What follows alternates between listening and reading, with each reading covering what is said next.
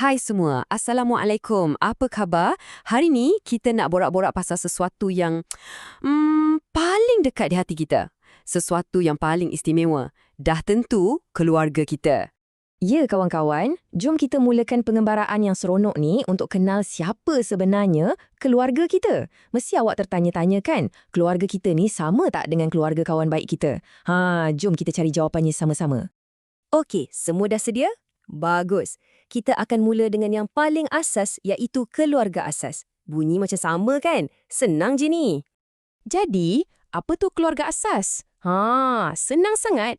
Cuba awak bayangkan orang yang tinggal satu bumbung dengan awak setiap hari. Mesti ada bapa, ada ibu dan anak-anak. Itulah dia keluarga asas. Cuba tengok gambar comel ni. Ini contoh paling senang untuk keluarga asas. Kita ada bapa, ketua keluarga kita. Lepas tu, kita ada ibu yang sentiasa menjaga kita. Dan sudah tentulah anak-anak. Macam dalam gambar ni, ada abang, kakak, awak sendiri dan mungkin juga adik. Inilah pasukan kita. Tapi, awak tahu tak, kadang-kadang keluarga kita ni boleh jadi lebih besar dan lagi meriah tau. Yang ni kita panggil dia keluarga kembangan. Jom tengok apa bezanya. Keluarga kembangan ni pun senang je nak faham.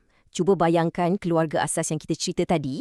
Lepas tu, kita tambah datuk dan nenek kita sekali. Terus jadi keluarga yang lagi besar kan? Lagi ramai, lagi seronok. Okey, jom kita tengok rajah ni. Nampak tak? Dekat bahagian paling atas sekali, kita ada datuk dan nenek. Lepas tu, anak mereka ialah ibu dan bapa kita. Dan di bawah sekali, itulah kita dan adik-beradik kita. Nampak tak?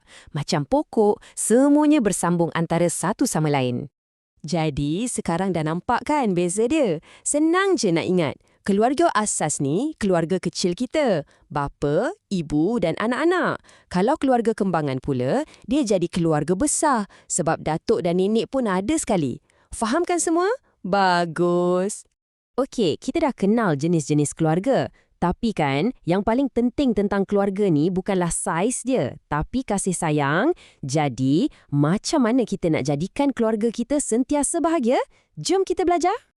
Kata kuncinya di sini ialah keharmonian. Apa maksud harmoni tu? Maksudnya, semua orang dalam keluarga saling memahami, tak bergaduh dan sentiasa menyayangi antara satu sama lain. Bila semua orang gembira, barulah rumah kita rasa tenang dan seronok. Jadi macam mana nak tunjukkan kasih sayang tu? Senang je kawan-kawan. Pertama, panggil ahli keluarga kita dengan panggilan yang baik. Abang, kakak, ayah, ibu, atuk, nenek. Kedua, kita kena selalu bertolak ansur. Kalau adik tak sengaja buat salah, kita maafkan dia. Ketiga, rajin-rajin tolong-menolong. Nampak ibu sibuk di dapur? Kita tolong. Dan akhir sekali, jangan lupa ucap terima kasih. Perkataan kecil tapi sangat bermakna. Wah, hebatlah awak semua. Sekarang ni saya rasa awak dah faham sangat pasal keluarga. Jadi, apa kata kita buat satu aktiviti yang sangat menyeronokkan? Jom! Okey, aktiviti kita namanya Peta Pokok Keluarga. Macam ni cara nak buat dia. Pertama, duduk dalam kumpulan dengan kawan-kawan awak. Kedua, setiap orang kena lukis peta pokok keluarga masing-masing. Mulakan dengan datuk dan nenek, lepas tu ibu dan bapa, dan akhir sekali diri awak dan adik-beradik. Dan yang ketiga, bila dah siap, ceritalah sikit tentang keluarga awak pada kawan-kawan. Mesti seronok dengan cerita masing-masing. Selamat mencuba ya kawan-kawan. Sambil awak melukis tu, cuba fikirkan, siapakah orang yang paling awak sayang dalam keluarga? Dan kenapa? Ingat tau, keluarga ni adalah anugerah yang paling berharga. Jadi, sayangilah mereka.